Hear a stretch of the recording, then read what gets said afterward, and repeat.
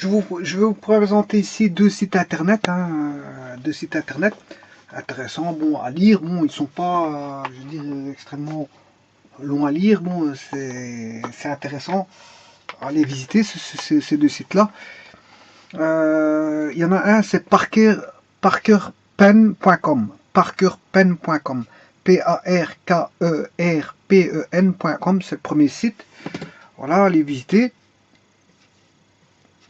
Et le second site, c'est Iguana, IGUANA-SE2L.fr /blogs, avec un S, /news, l'anatomie, bien sûr, un L avec un tiret, anatomie, tiret, d'un, en un mot, d'un, c'est en un mot, d'un, tiret, stylo.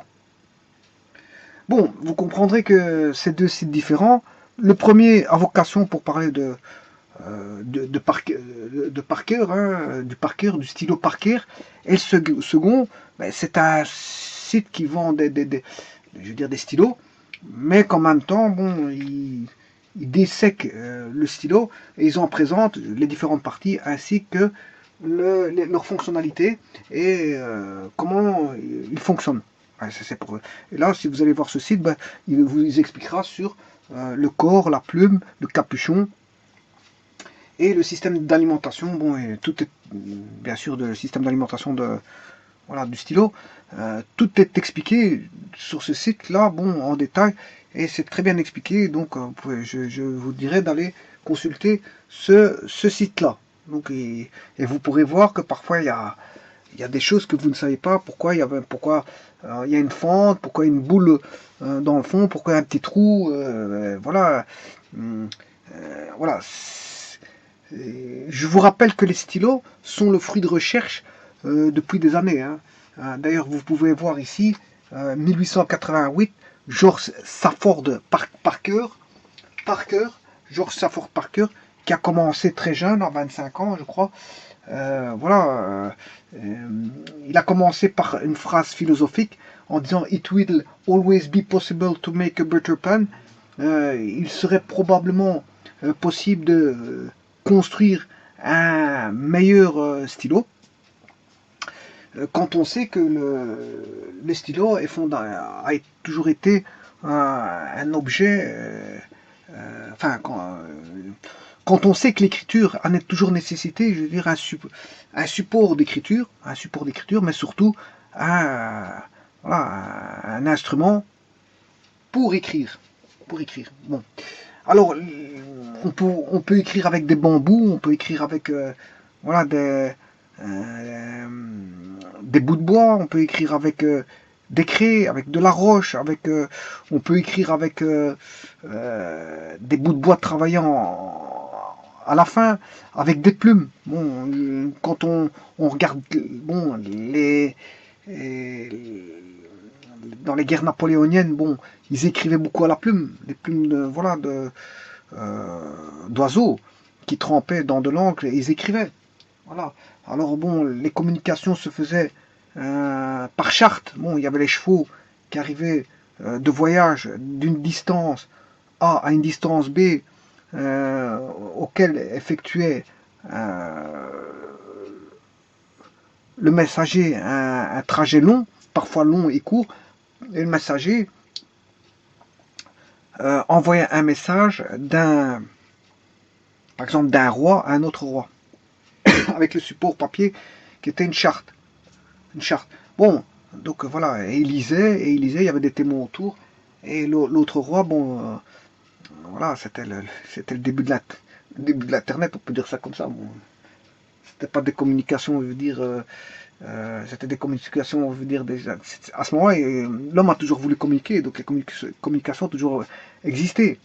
Les communications ont toujours existé. Bon, avant, c'est comment ils faisaient. Bon, à chaque époque, sa façon de faire. Ben, maintenant, on a l'âge de l'Internet. Plus tard, il y aura peut-être autre chose. Mais avant, on en sourit.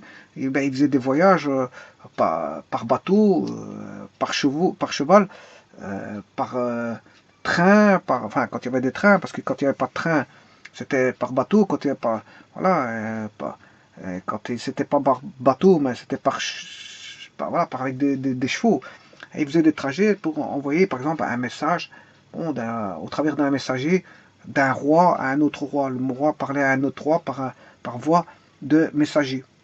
Donc il envoyait un messager, et bien sûr l'autre roi lisait à haute voix devant le messager et autour de témoins. Voilà, et donc il fallait écrire tous ces chartes papier, il fallait les écrire, donc il fallait bien aussi bien un support papier qui était soit, je sais pas, on peut écrire sur tout support, hein, de la roche, tout est susceptible d'être un support d'écriture. Hein. Je veux dire, bon, on peut avoir de la roche, on écrit sur de la roche, comme le faisaient nos ancêtres pendant les temps préhistoriques. Bon, ils faisaient des gravures rupestres sur la roche. On peut dessiner, sur de la roche, on peut écrire sur de la roche, on peut dessiner surtout d'ailleurs les artistes, qu'est-ce qu'ils font? Ben, ils diversifient je sais plus comment on appelle ça, leur médium. Ils diversifient leur médium. Leur médium, ça peut être du sable, ça peut être une surface murale, ça peut être une toile, tout simplement. Ça peut être du tissu, ça peut être voilà. Donc l'art du dessin, l'art du dessin pourra parcourir n'importe quel type de médium. Voilà, on pourra dessiner sur du cuivre, sur du fer, etc. Voilà. Mais là, à ce moment, ça demande des techniques parce que bon, il faudra chauffer, il faudra faire ci. Voilà, il y a certains supports, il faudra le travailler, bien sûr. Hein. Voilà, il faudra travailler le support avant de d'écrire dessus. Voilà, il faudra peut-être le chauffer, etc., etc. Donc, les supports, tout peut être un support d'écriture. Tout peut être un support d'écriture.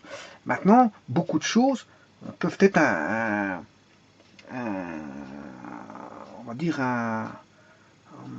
un outil d'écriture. Il y a le support d'écriture, mais le support d'écriture, on écrit sur un support d'écriture grâce à un outil qui permet d'écrire sur le support.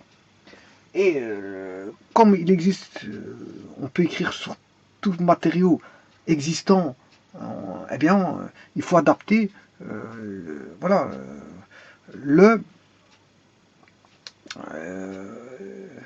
l'objet pour écrire sur le support.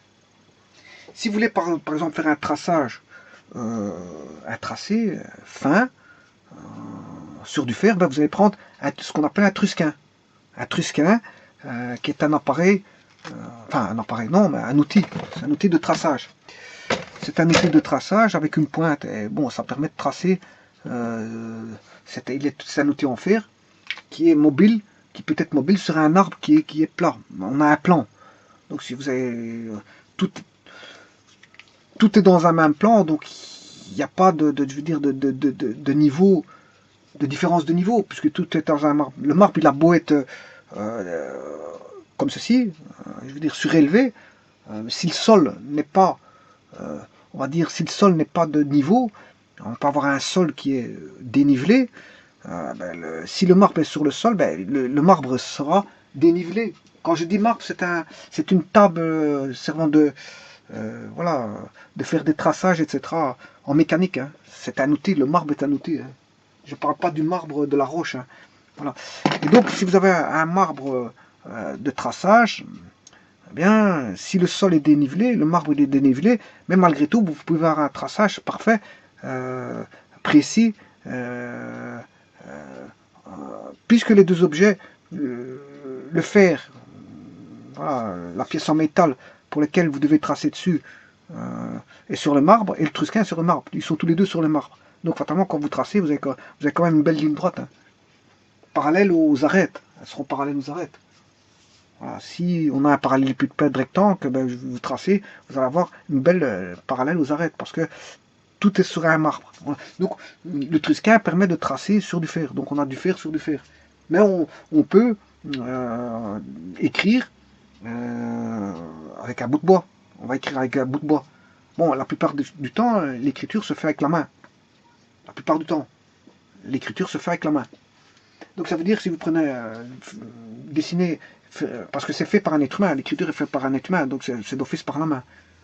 Bon, quelqu'un qui peut-être il peut avoir un handicap, il va écrire par ses pieds, oui, pourquoi pas, ça c'est plus rare. Des gens qui qu'ils essaient bon, ils n'ont plus de bras, ben, ils essaient d'écrire par les pieds. Bon, ça existe, voilà. Bon, soit on peut écrire par les pieds, la main, ce qui est le plus fréquent à 98%, et peut-être il y a des cas de figure où ils dessinent avec les pieds ou la bouche. La bouche, hein, ils mettent voilà, un objet sur la bouche et ils dessinent. Bon, il y a des artistes comme ça, hein. Ouais, ils font tout avec la bouche et quand ils vont présenter leur toile, mais le travail était fait de manière un peu spécifique, c'est-à-dire en dessinant par la bouche. Par la bouche. Voilà, alors il existe même des gens qui mettent de l'encre dans les yeux et qui font couler les encres des yeux pour faire leur dessin. Ça existe, mais c'est rare. Hein. C'est un artiste espagnol, je ne sais plus comment il s'appelle.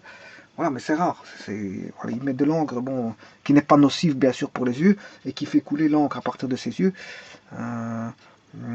et qui fait voilà, des choses artistiques. Bon, mais la plupart du temps, à 90% des cas, 98% des cas, 99% des cas, l'écriture se fait de manière manuelle. Hein. Même quand vous écrivez au niveau informatique, ben, je veux dire, vous tapez sur un clavier. Vous tapez sur un clavier, donc tout se fait de manière manuelle. Bien sûr, bientôt, il y aura, même maintenant ça existe, mais bon, je vois pas beaucoup de gens pour l'instant qui l'utilisent à forte propension. Je parle par là, c'est voilà, le synthétiseur vocal, parce que maintenant, on peut parler, et ça s'écrit directement, automatiquement. Voilà. Donc, on est passé de la voix en direct pour écrire. De la voix en direct pour écrire. Voilà, bon, donc, ça commence, bon, tout le monde n'a pas un synthétiseur vocal à la maison, mais normalement, quand vous parlez, bon, ça s'écrit. Mais la plupart du temps, jusqu'à présent, on a toujours connu des écritures où les gens avaient besoin de la manipulation manuelle pour pouvoir écrire sur un support donné ou un médium donné. Et les supports, il y a toutes sortes de supports. Hein. Le sable, vous pouvez dessiner sur des sables, sur de la glace. Sur de la glace, vous pouvez dessiner sur de la glace. Vous pouvez dessiner sur de la terre, dessiner sur des poteries, écrire. Écrire ou dessiner, c'est la même chose. Hein. Bon, je veux dire, c'est la même chose, c'est dans le sens où c'est une forme de langage. Quand on écrit quelque chose, on écrit, je veux dire, une information qui peut être, je veux dire, qui peut contenir voilà, une information ou pas. On peut avoir une information affective, une information peut-être personnelle. Bon, on peut écrire tout et n'importe quoi. Mais un artiste, quand il font ses dessins, en fait, qu'est-ce qu'il fait? Ben, c'est une forme de langage. C'est comme quand on écrit. Voilà. Bon, les langages, il y a beaucoup de langages codés. Voilà, quand vous écrivez une lettre en français ou en anglais ou en mandarin ou en turc ou peu importe, vous écrivez dans un langage. Bien sûr, le langage doit être compris par la personne qui va lire votre langage. Parce que sinon, elle doit traduire le langage, parce qu'elle ne connaît pas le code du langage que vous envoyez. Pour ça, elle doit traduire. Mais si elle connaît le code du langage que vous envoyez, si le langage est compréhensible, et s'il est, bien sûr, qui contient de l'information, parce qu'on peut raconter n'importe quoi aussi, hein. On peut faire un message qui raconte n'importe quoi et que la personne ne comprendra rien parce que c'est normal, c'est du n'importe quoi. Mais la plupart, 90% des cas, les personnes envoient un message, je veux dire, qui n'est pas n'importe quoi, qui est un message avec une utilité à faire passer. Une utilité à faire passer. Un message utile à faire passer. Voilà. Par contre, je veux dire, l'art, c'est un peu la même chose, c'est un langage aussi. Quand vous dessinez, ben, vous faites passer un langage. Vous faites passer un message. Vous faites passer un message au travers d'un langage qui est la peinture, le dessin, voilà. Donc, c'est pour ça que je vous dis que bon, il ne faut pas distinguer, je veux dire, le fait de dessiner ou d'écrire. Écrire un message ou dessiner un dessin, ben, on comprendra que tous les deux ont un message à faire passer. Et que tous les deux, aussi bien la personne qui dessine ou qui écrit, mais tous les deux ont des médiums, ont des supports pour pouvoir s'exprimer. Ce sera la lettre de papier, ce sera voilà, un panneau en bois, ce sera peut-être, je sais pas, on peut tout imaginer. C'est pour ça que je vous dis que le médium, ça peut être tout et n'importe quoi. On peut dessiner ou écrire sur n'importe quel type de support. Mais la plupart du temps, les gens écrivent sur un support papier. Bon, maintenant, pour éviter voilà, la dépense papier, qu'est-ce qu'on fait? On écrit sur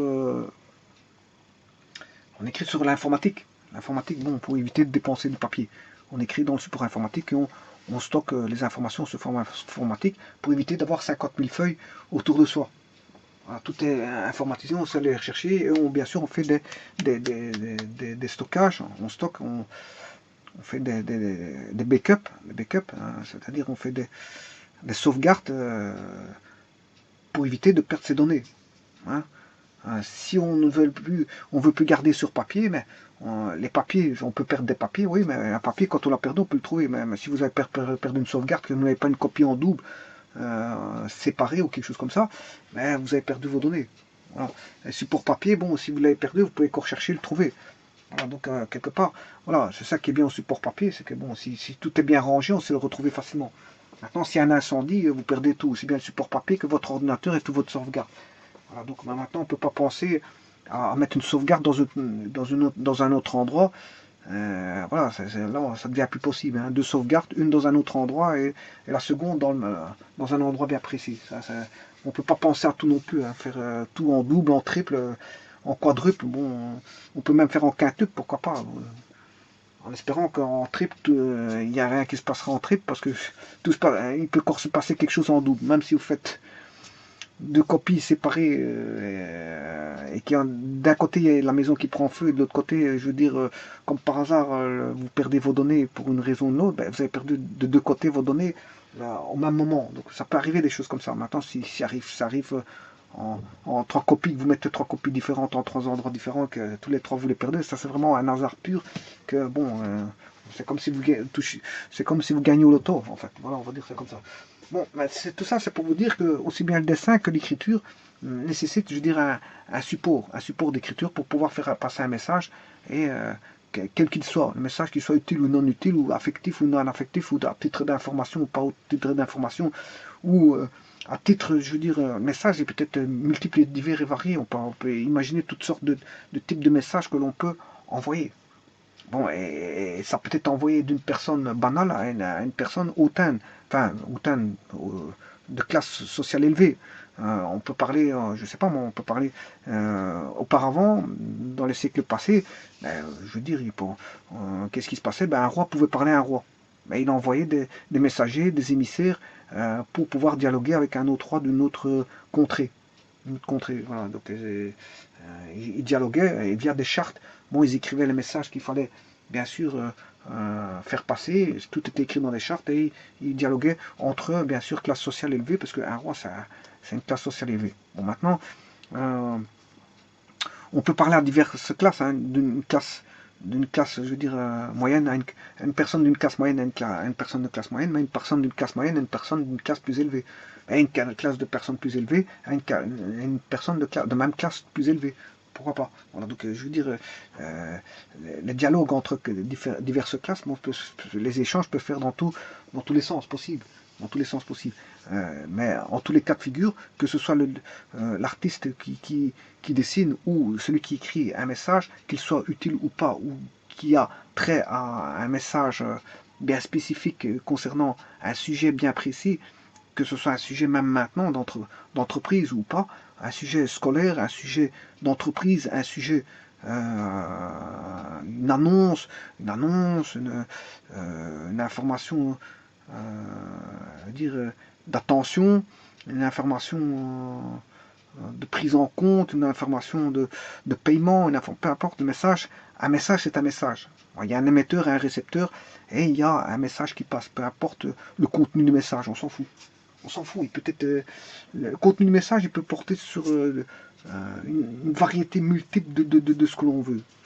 Sur de la production, sur de la publicité, le message peut avoir une consonance de tout et n'importe quoi. Un message, voilà, un message affectif. On veut faire rire quelqu'un, on annonce, on fait une petite blague, et bon, on essaie de faire rire, tenter de faire rire la personne. C'est un message d'émotion. Voilà, c'est un message. Vous allez me dire, la CV à quoi? Ben, à faire rire, bon, arrête, à mettre un petit peu l'ambiance, je veux dire, au beau fixe. Voilà, parce que toujours, si par exemple on est au boulot, on travaille toujours. Après, qu'est-ce qui se passe? Ben, il y a des gens qui aiment bien faire une petite blague de temps en temps pour, je veux dire, déstresser, pour, voilà, pour relâcher la pression, etc., etc. Donc voilà, donc le rire est communicatif. Le rire est communicatif. Le fait de ne pas rire du tout, ben, c'est justement embêtant parce que bon, je dirais un sourire, je dirais un sourire pour ne pas dire le rire. Un sourire ne coûte rien. Un sourire ne coûte rien, c'est gratuit, donc bon, je veux dire, et encore, bon, et ça, c'est bénéfique pour le corps, donc autant en profiter maintenant. C'est vrai que maintenant, ne pas en abuser, parce que c'est vrai que si c'est pour raconter des bêtises tout au long d'une journée, ça peut être lourd et pesant et désagréable. Ça ferait l'effet contraire que de mettre la bonne ambiance. Une petite blague de temps en temps bien placée, ça va, mais raconter des blagues à longueur de journée, on peut assommer une personne dans ces cas-là. Bon, ceci étant dit, ce que je veux dire par là, c'est que donc il y a le support, le médium, il y en a une variété multiple, et il existe une variété multiple d'écriteaux. Et dans toute l'histoire de l'existence de l'homme, ben, il a tenté à vouloir il a communiqué, et il a toujours cherché à communiquer avec des contrées extérieures, avec des personnes extérieures, avec des personnes de la même zone, mais un peu plus éloignées, et en envoyant des messages. Et donc il fallait des supports et il fallait bien sûr des outils pour pouvoir écrire ces messages-là. Et ces outils dépendaient bien sûr du médium, du support. Hein, si vous faites du dessin, je vous dis, c'est une base de langage, le dessin, comme l'écriture. Vous faites du dessin, vous voulez dessiner sur une toile, ben vous utilisez quoi? Ben, un pinceau. Vous allez utiliser un pinceau. Et avant toute chose, vous allez dessiner au crayon, avant de mettre des coups de peinture. Avant de mettre des coups de pinceau, vous allez faire une esquisse au crayon. Une esquisse au crayon, voilà, et vous allez commencer à faire de la peinture. C'est un message que vous voulez transmettre au travers d'un médium, et donc vous allez faire un petit dessin ou voilà, ou une peinture sans esquisse ou avec esquisse, peu importe, on s'en fout, parce qu'il existe voilà, des peintures où vous commencez directement à dessiner sans vouloir dessiner quelque chose de bien précis, voilà, qui vous entoure, pour avoir des dessins abstraits et des dessins, je veux dire, plus réalistes. Et donc là, bon, il y en a un qui va demander une petite esquisse, alors que le second, pas forcément. Pas forcément pour le second, c'est-à-dire pour l'abstrait, il n'y a pas forcément bon, des coups de crayon à donner, on peut commencer, je veux dire, sa peinture directement sur le médium. Voilà. Ce que je veux dire par là, c'est que euh, donc, on aura des outillages pour écrire sur les médiums. Voilà. Le bic, le crayon, la plume, le calame. Le calame, voilà, en Chine, il y avait les bambous, il y avait, enfin, il y a une multitude d'outils. On peut dessiner avec du fer, comme avec le Trusquin. Le Trusquin dessine sur du fer. Hein. Voilà, je dessine sur du fer, je peux écrire sur du fer, je peux écrire sur du cuivre, je peux écrire. Ouais, il faut adapter, on adapte en fonction du médium. C'est ça que je veux. Mon message, c'est qu'on adapte en fonction du médium, on adapte voilà, l'outil de tracé. Mais maintenant, on est de plus en plus par la voie informatique, mais on tape sur un clavier qui contient, je veux dire, des lettres, des chiffres et des lettres et des caractères spéciaux qui sont eux-mêmes décodés par, bien sûr, des logiciels, hein, enfin, en fonction de ce que l'on tape. Et on décode au travers dans un premier temps, il y a des données qui transfèrent via, je veux dire, voilà, on a une gestion clavier en fonction de ce qu'on tape, on a une gestion clavier, puis on a, voilà, on a des caractères qui ressortent au niveau d'un logiciel qui apparaissent. Vous tapez le A, vous avez A, vous tapez le B, vous avez B, et ça en fonction de comment vous avez bien sûr paramétré votre clavier, s'il est en QWERTY, en AZERTY, ou peu importe. Voilà, donc si vous tapez sur un support qui n'est plus un calame ou un bic ou une feuille enfin ou un pinceau comment est-ce qu'on appelle ça, ou un stylo ou je sais pas moi, un crayon ou un marqueur, euh, je sais pas, ou votre pouce, hein, on peut écrire avec le pouce. Hein. Hein, je peux mettre voilà, je peux mettre mon doigt sur de l'encre et j'écris. Je peux écrire avec, enfin mon index, j'écris avec mon index, ou mon pouce. Voilà, je peux écrire avec tout ce qu'on, on peut écrire tout ce qu'on veut. Voilà, voilà. Bien sûr, on écrit comment? Par contact. Hein. C'est par contact, l'écriture se fait par contact. Donc il y a, bien sûr, qui dit contact, dit force de pression. Dit force de pression. Donc on écrit par contact. On a le médium, on va toucher le contact et le support, enfin l'outil va se balader tout le long du médium pour faire le dessin des lettres, par exemple. Parker, c'est un Parker Pen, c'est quoi? Ici, c'est du dessin. J'ai dessiné un P, j'ai dessiné un A. Parker, ben, c'est du dessin. Hein. La lettre ici, c'est du dessin. La lettre P, si je fais ça, voilà, ça c'est, si je fais ça, c'est un dessin. Vous avez bien vu que au dessin, je me dessine une barre verticale, une barre horizontale, et je dessine voilà, une courbe qui part d'ici, qui va jusque là. Donc c'est un dessin. Ceci est un dessin. Qu'est-ce que c'est que tout ceci? Le 1, c'est un dessin, le 8, c'est un dessin, le 8... Voilà. Et qu'est-ce qui fait dire que j'ai un 1, 8, 8, 8? Ça fait 1888, c'est ce qu'on appelle le signifiant et le signifié. Il y a un signifiant là-dedans et un signifié qui fait ressortir, je veux dire, une information pour laquelle ça signifie quelque chose. Ça signifie quelque chose. Il y a une signification, il y a un sens. Un sens 1888, qu'est-ce que c'est? C'est un nombre. Et qu'est-ce que c'est que ce nombre-là? Ben, c'est une date. Ça représente une date. Voilà. Et à partir d'un dessin, le cerveau qui décode tout ça. Le cerveau, il décode. Il voit un dessin. Dessin, qu'est-ce que c'est le dessin?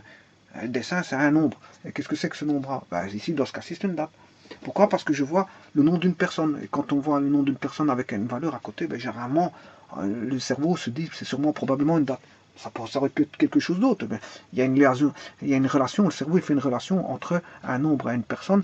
Voilà le nom d'une personne. Ben, quand on voit un nombre 1888, ben, ça fait penser je veux dire, à une date. Donc le cerveau il fait dans son signifiant, il donne une signification, il donne une relation, il donne une représentation, il donne voilà une signification et ici il décode tout de suite.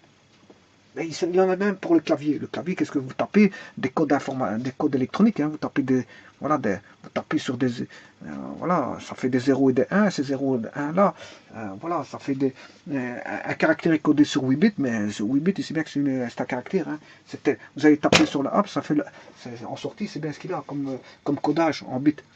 Maintenant, il y a encore une conversion, il y a encore le logiciel qu'on a paramétré. Bon, si on tape le A, si on tape le A, on a un A, mais si vous tapez A, ça peut faire Q. C'est parce que le logiciel interprète le A comme un Q et le Q comme un A. C'est soit vous êtes en AZERTY ou soit en QWERTY. Et ça, c'est le paramétrage, le software qui permet de faire ça. Voilà, donc on voit qu'il y a tout un décodage qui se fait au niveau informatique avant de taper une lettre pour l'avoir sur bon, un traitement de texte ou sur, voilà, sur un logiciel bien spécifique qui fait la reconnaissance de texte. Bon, maintenant, je vous dis, il n'y a pas besoin de taper sur un clavier maintenant, parce que maintenant, on peut avoir la conversion, la conversion, on va dire, par la synthèse vocale. On a la synthèse vocale qui permet d'écrire directement, rien qu'avec un support. Donc là, il n'y a plus de contact. Hein. Enfin, quelque part, si, il y a un contact, hein, parce que quelque part, il y a de l'air. Il y a de l'air, la voix passe touche l'air et l'air bon va sur un micro et le micro bon envoie des signaux et c'est ces signaux là. Il y a quand même un contact indirect. Hein. On croit qu'on n'a pas de contact dans l'air, si il y a de l'air. Hein. Enfin dans l'air il y a de l'air. Donc on a une forme de pression qui va se faire de proche en proche pour être communiqué de la bouche jusque je veux dire le micro. Donc quelque part il y a un contact mais bon on ne le voit pas. Voilà. Par contre, tout ce qui est stylo et tout, il y a besoin d'un contact, une force de pression pour écrire. Bon, s'il n'y a pas de contact avec un stylo, vous n'arrivez pas à écrire. Hein. Si je fais ça avec mon marqueur, bon, j'écris rien du tout, il n'y a pas de contact. Bon, il faut voilà, un contact. Là, j'ai un point. Bon, ceci étant dit, donc qu'est-ce qu'il a dit donc on a de tout temps, on a écrit avec des ustensiles, hein, notamment pour transmettre des messages pendant les guerres, pendant les temps normaux, pendant les temps... Voilà, aussi bien les civils s'envoyaient des lettres et s'échangeaient des lettres. Bon, ça c'est ce qu'on appelle la communication. Et la communication, bon, il y a différentes voies et moyens de et différents moyens et différents médiums pour pouvoir communiquer. Et l'écriture est une forme de communication, je veux dire, est une forme de communication, tout comme l'est la parole. La parole est une forme de communication, comme l'écriture en est une autre. Bon, mais ce qu'il y a, c'est que la parole part et les écrits restent. Hein. Donc quand vous écrivez quelque chose et vous signez, bon, c'est un petit peu embêtant. Hein. Quand vous avez signé, les signatures est là. Quand vous avez posé une signature, bon, délicat dans les écritures de ne pas dire que c'est soi-même, ou que c'est fait par quelqu'un d'autre, ou que c'est, voilà, que c'est. Par contre, quand vous dites quelque chose, vous pouvez encore, vous pouvez encore dire que c'est pas vrai. Sauf s'il y a des instruments d'enregistrement qui vous ont enregistré, qui ont pu constater des enregistrements par caméra, ou par, voilà, par caméra, ou par, comment on appelle ça, des enregistrements audio, sonores, voilà, qui diraient que, bon, vous avez dit ceci. Vous avez dit ceci. Donc, voilà. Donc, les signatures, à poser une signature, ben, bon, les écrits restent, les paroles partent. Voilà, donc, on va dire ça comme ça. Par exemple, on peut dire, ouais, quelqu'un a dit quelque chose, et après il dit, bon, il ne l'a pas dit. Ouais, il l'a pas dit. Voilà, il peut nier ce qu'il a dit. Voilà, il peut nier, parce que, voilà. Par contre, une signature constitue, je veux dire, voilà, un acquiescement. Voilà, donc, qu'est-ce qu'il a dit, George Safford par cœur? Bon, it will always be possible to make a better pen.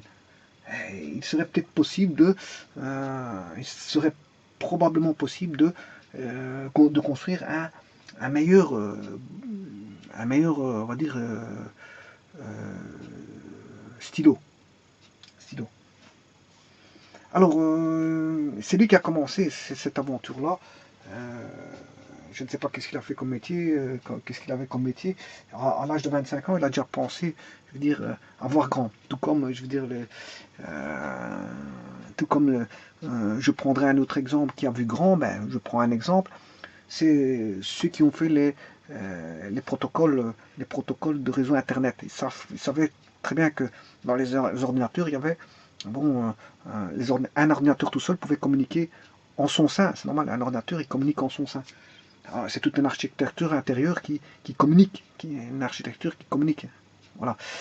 Donc, ceux qui ont créé les protocoles de communication Internet, ben, ce sont si un ordinateur communique en son sein via des transmissions de données en son sein, oui, effectivement, parce que les données transitent, bon, de l'ordinateur, enfin, du processeur au disque dur, du disque dur, ça va à la mémoire, de la mémoire, ça passe par des mémoires spéciales, voilà, et puis ça passe par toutes des portes électroniques, ça passe, voilà, ça transite, c'est toute une architecture, on va dire, interne, électronique, qui fait que on a des communications de données à l'intérieur. Et s'il y a des communications de données, de transit de données, ben, c'est faire transiter d'un ordinateur. Si on sait faire transiter des données dans un ordinateur, pourquoi pas entre deux ordinateurs? Et si on sait faire transiter entre deux ordinateurs, pourquoi pas essayer de tenter de faire transiter à plusieurs ordinateurs. Et donc à partir de là, bon,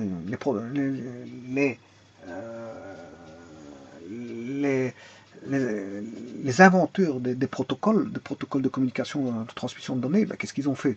Ils se sont bataillés entre eux pour essayer de prendre la part de marché. Pourquoi? Parce qu'ils ont vu qu'il y avait une grosse part de marché, parce que c'est toute une ouverture immense, grandiose, à un pan, je veux dire, de l'histoire. Savoir faire des protocoles de plusieurs ordinateurs, c'est un pan ouvert de l'histoire, parce que là, on aura l'existence des réseaux de deux ordinateurs qui vont dialoguer entre eux, très utile pour les entreprises et les entreprises en général, et pour, voilà, pour les hôpitaux, les institutions, les sociétés de production, les sociétés de logistique. Voilà, c'est hyper intéressant pour les sociétés. Donc en fait, voilà l'avènement des réseaux LAN qui interviennent. On a les réseaux LAN qui interviennent. Et puis au-delà de ça, c'est les réseaux Internet, réseaux mondiaux. World Wide Web, WWW.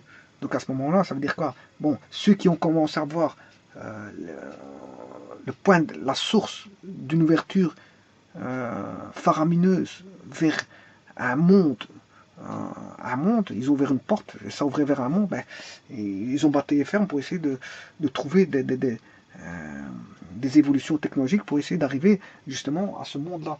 Et effectivement, on est parti d'un réseau d'un ordinateur qui ne dialoguait qu'avec lui-même, à 2 ordinateurs, à un réseau local, et ben, à Internet, et maintenant on arrive d'Internet et des réseaux locaux, ben, les réseaux locaux d'entreprise, les réseaux locaux d'entreprise où on voit des robots travailler grâce aux ordinateurs.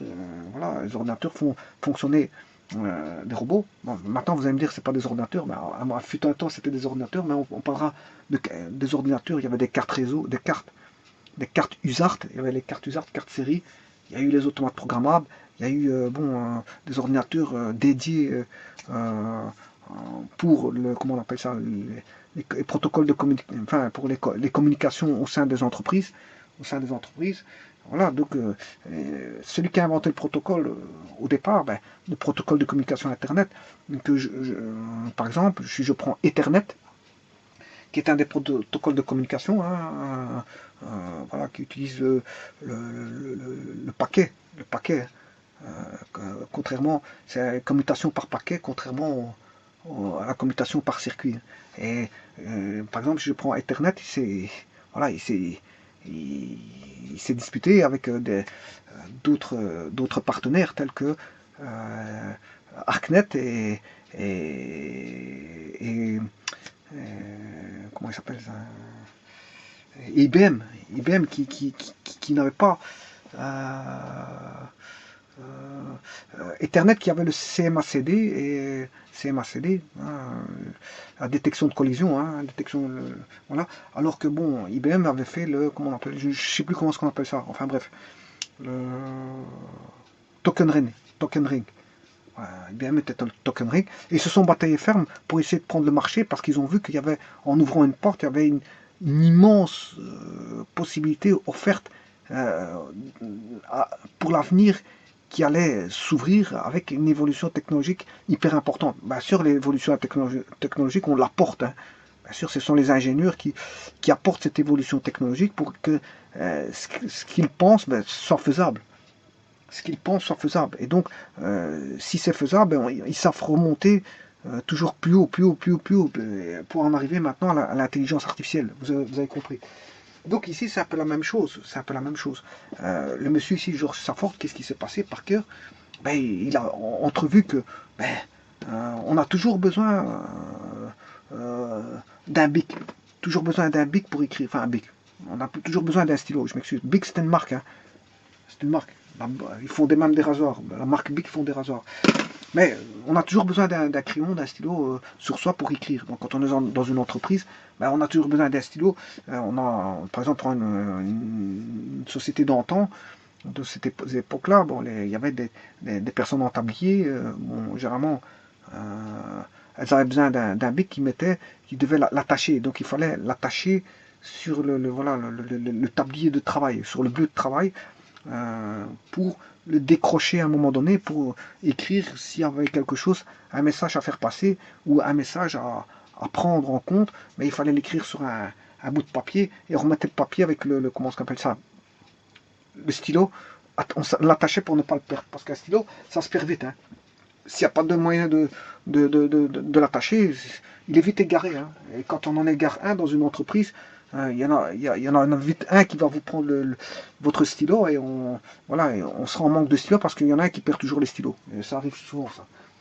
Toujours un gars qui a perdu son stylo, qui ne sait plus, parce que dans une entreprise, les gens ils ont tellement la tête à 10 000 trucs que pour finir, les stylos, ils pensent que c'est le moins important, mais en fait c'est un des plus importants, parce que si vous n'avez pas de stylo pour écrire, vous n'écrirez rien. Voilà. Quoique maintenant on a supplanté par la technologie on peut écrire directement via introduire les données, mais si vous écrivez quelque chose d'important et que vous perdez le GSM ou qu'on vous le vole ou que vous qui tombe en panne, tout ce que vous avez écrit, vous avez perdu. Par contre, sur le support papier, si vous ne perdez pas le support papier qui reste dans votre poche, il n'arrivera rien au support papier. Voilà. Voilà, donc voilà, c'est ça, la technologie, elle est susceptible de tomber en panne. Le problème, il est là, c'est un des grands problèmes de la technologie, c'est ça. C'est que quand tout va bien, on est dans le meilleur des mondes, mais quand ça commence à tomber en panne, ben, c'est la panique à bord. Voilà, donc, mais avec un bic et un papier, bon, il n'y a pas de panique, à moins que vous ayez perdu de papier, ça c'est autre chose. Voilà, donc le bic, enfin le stylo, je m'excuse, le stylo c'est fondamental pour euh, on doit toujours avoir un carnet sur soi avec un stylo pour marquer quoi que ce soit. Quand quelqu'un vous donne des renseignements, vous écrivez. Toujours avoir toujours un carnet et un stylo. À ne pas perdre, accrocher, bien accroché. Voilà. Et c'est fondamental d'avoir ces outils de base-là qui, qui sont voilà, très utiles dans la vie courante. Ne fût-ce que, pas forcément que dans la vie d'entreprise, mais aussi dans la vie courante.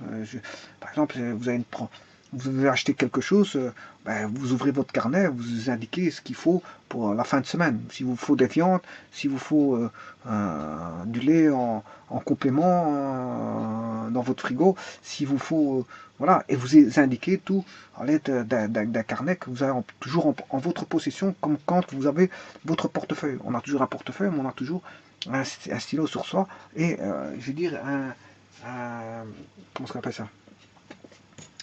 Un carnet. Il faut un carnet. Toujours un carnet.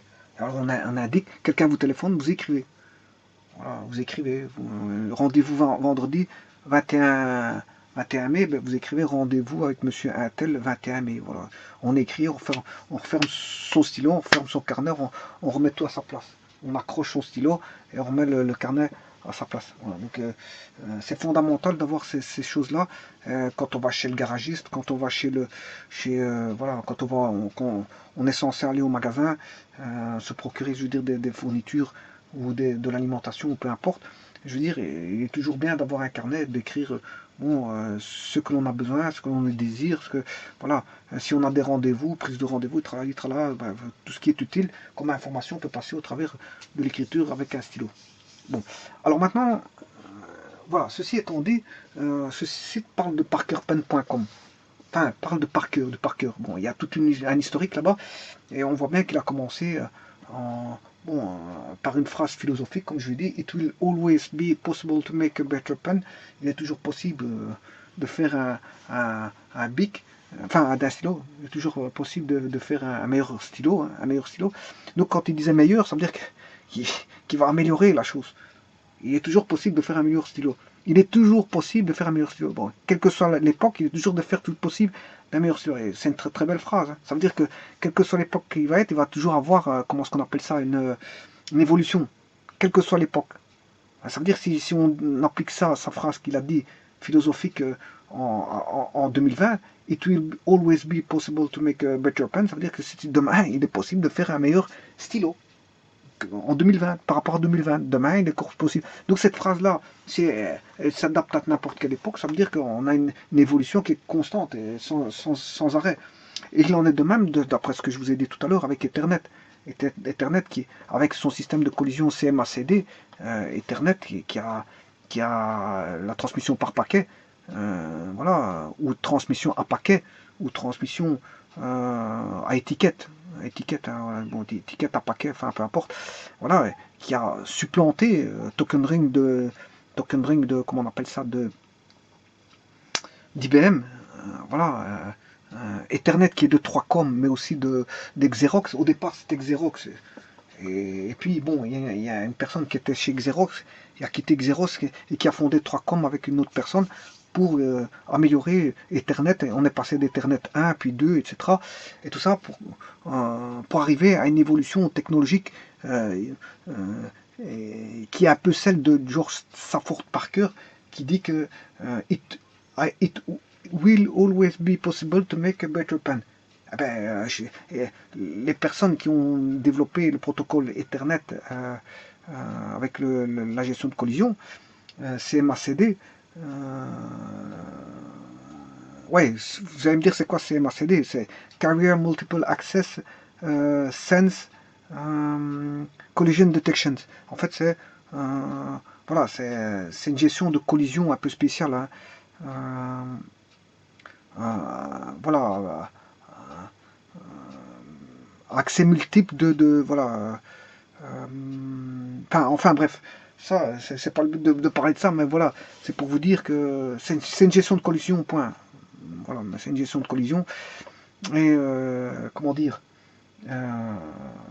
ces gens-là, qu'est-ce qu'ils ont vu? Ils ont vu que, effectivement, en ouvrant la porte, mais si on applique la phrase de it will always be possible to make a better pen, si on applique ça pour les réseaux informatiques, it will always be possible to make a better network, eh ben, voilà la progression, la porte ouverte à la progression, elle est ouverte à n'importe quelle époque. Vous allez avoir une évolution constante technologique qui va se faire. Si cette phrase-là est adaptée, philosophiquement adaptée à toutes les époques, eh ben c'est l'ouverture à une évolution à chaque époque à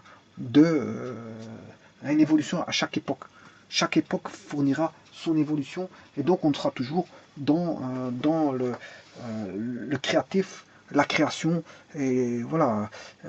La création, bien sûr, au départ de l'imagination, bien sûr, des copies, parfois. Hein, bon, parfois, pour avoir de l'imagination, parfois, ils regardent voilà, dans ce qui existe dans les animaux, dans leur entourage, voilà, et à partir de là, bon, ils ont des idées.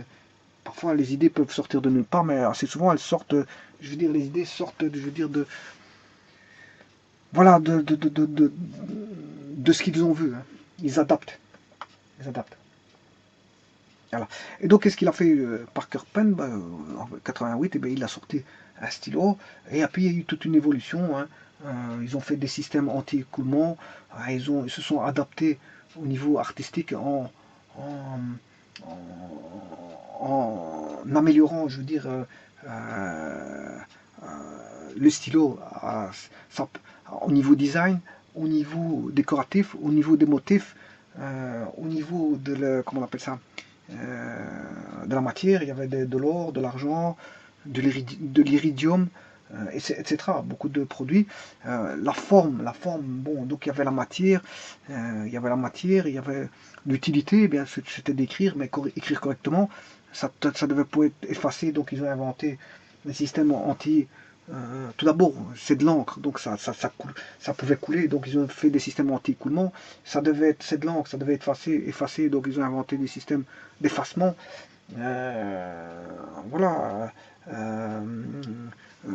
C'était de l'or, de l'argent, de l'iridium, donc c'était pour une certaine classe sociale. Donc ceux qui utilisaient ce type de stylo, ben, euh, se sentait, je veux dire, à part et donc baigné dans une certaine classe sociale. Voilà. D'autant plus que le Parker a fait partie, je veux dire, a été mis dans les mains des plus grands, a été mis dans les mains des plus grands. Voilà. Bon, ils ont participé. Il y a la forme. Je vous disais qu'il y a l'utilité, c'est de l'écriture, écrit de manière qualitative, sans trop faire de gros traits ou de très fin trait. Il fallait écrire correctement. Donc ça a été une évolution technologique. Les points de contact étaient faits d'une certaine façon. Enfin, l'encre devait s'écouler d'une certaine façon en fonction voilà, du contact par rapport à la feuille. L'écoulement ne devait pas se faire trop par pression ou trop peu, ni trop peu. Donc il devait avoir un écoulement moyen, avec une entrée d'air par un trou. Entrée d'air par un trou, voilà. Et ça, c'était l'utilité. Il y avait ce qu'on appelle un système d'alimentation qui devait se faire de manière correcte. Il y avait une cartouche. Il y a une cartouche dedans et ça doit se faire de manière correcte. Pas trop peu ni de trop. Voilà, donc assurer. Bien sûr, il y a ça à la personne aussi d'adapter sa force de pression de contact, parce que s'il appuie trop fort, c'est normal qu'il y a une ouverture qui se fait trop grosse et là on a un écoulement plus grand. Voilà, ça c'est. Faut savoir aussi utiliser, je veux dire, un Parker. Hein. On met entre des mains certaines choses, mais il faut savoir les utiliser. Voilà. Alors, ce que je voulais dire, donc il y a la matière, il y a la forme et il y a le décor. Le décor de la cartouche avec des très beaux motifs, hein, très bien designés, très belles formes. Et alors, bon, les formes ont été tirées généralement des fusées spatiales, enfin par après, des fusées spatiales, des formes de fusées, voilà.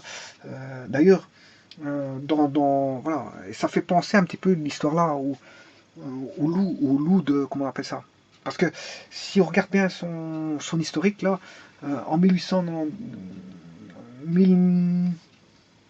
en 1918, quelques années après, bon, ça a été repris par des autres, enfin, ce sont des autres personnes qui ont apporté les évolutions technologiques par après, hein, bon, parce que lui, il est mort, hein, à un moment donné, il est mort, et Parker, ça existe encore en 2020, hein.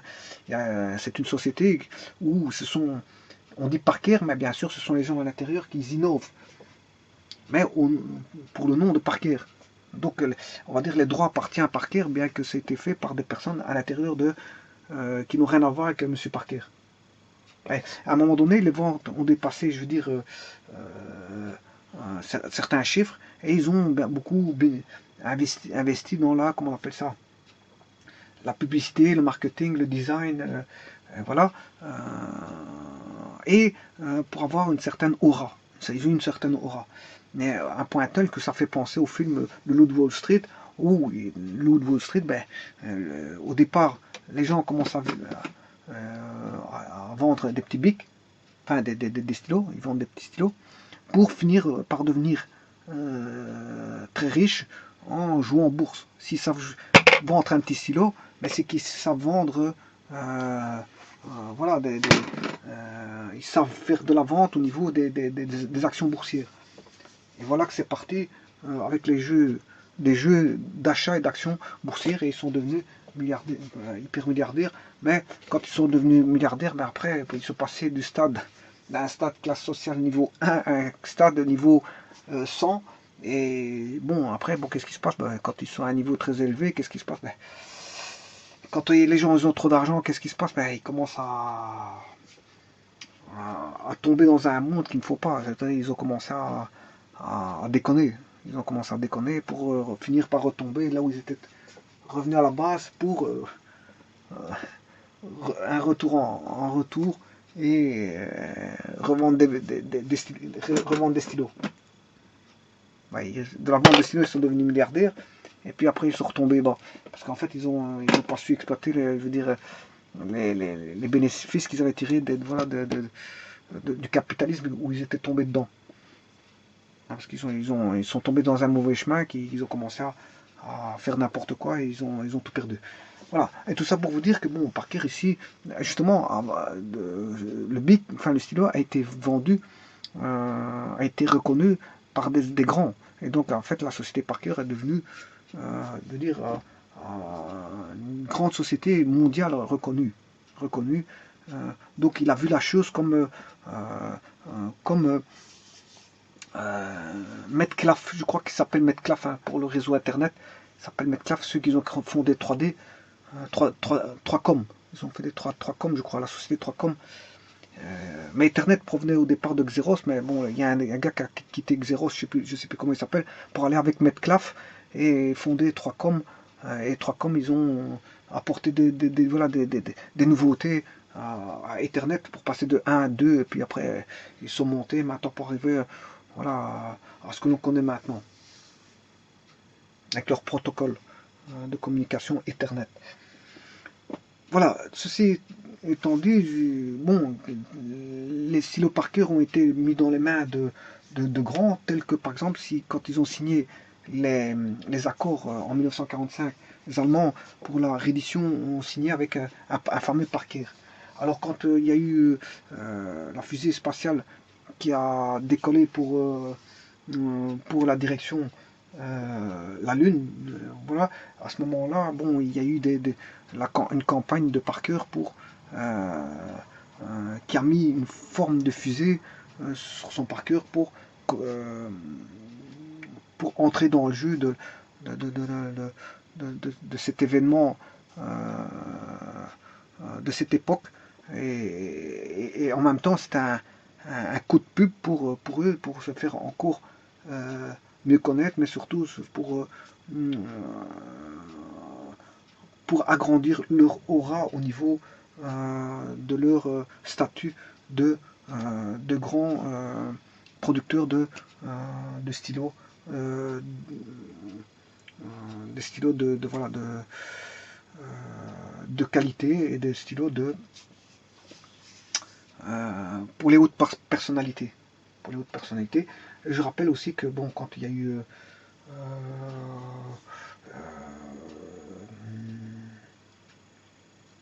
bon, il y a eu plusieurs éditions de Parker. Bon, ils ont comment est-ce qu'on appelle ça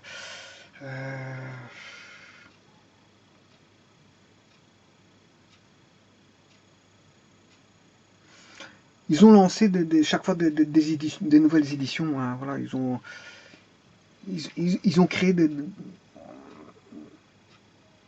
on va dire qu'ils ont innové. Voilà, c'est ça. Je cherchais le terme. Ils ont innové pendant toutes ces nombreuses années jusqu'à présent. Ils ont toujours innové et ils ont profité de certaines occasions pour se faire connaître au mieux, comme par exemple les accords qu'il y a eu avec les Allemands. Les Allemands ont porté avec Eisenhower comment on appelle ça, le Parker pour signer. Donc en fait, voilà, quand les mondes entiers, les caméras du monde entier ont eu des projecteurs sur la signature, ben, totalement, il n'y avait pas mieux que comme pub pour que ce jour-là de mettre un stylo Parker sur les mains je veux dire, des signataires. Alors, donc Parker s'est adapté aux différentes situations spéciales qui se sont présentées à lui. Comme je vous ai dit, par exemple, quand voilà, ils ont fait décoller la fusée, ben, ils en ont pris. Ils se sont vite accaparés, je veux dire, ils se sont vite accaparés de cet événement-là pour justement faire part de leur nouveauté en mettant un Parker en forme de fusée.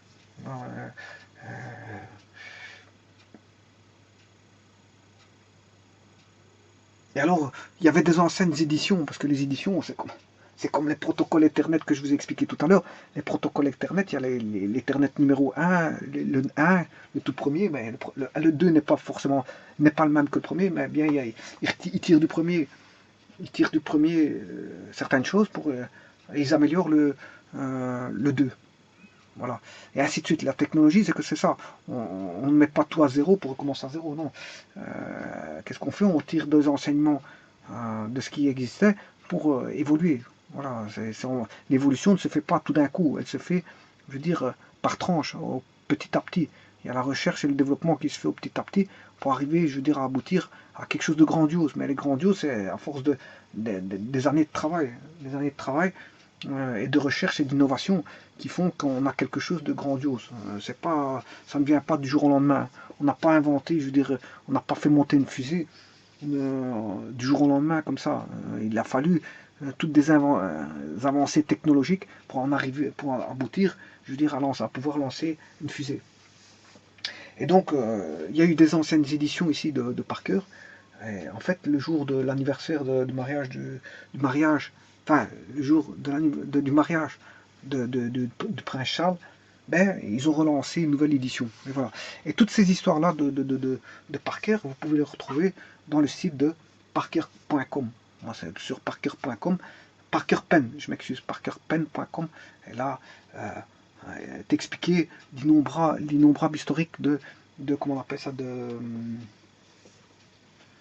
George Safford Parker, bien sûr, qui est mort, bien sûr, en 1888, il est mort depuis longtemps, mais qui a été pris en charge par, je veux dire, la société Parker, où il y a eu de nouveaux collaborateurs qui ont innové et qui ont apporté leur innovation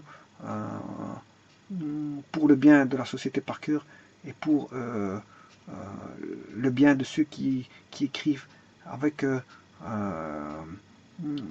bien pour ceux qui aiment écrire avec un tel type de stylo et de cette marque-là.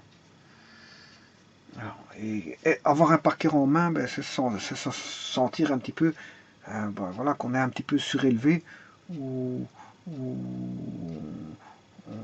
voilà, qu'on est un petit peu surélevé. Et ça fait toujours bien de signer avec un Parker quand vous avez un endroit plutôt que de signer avec un...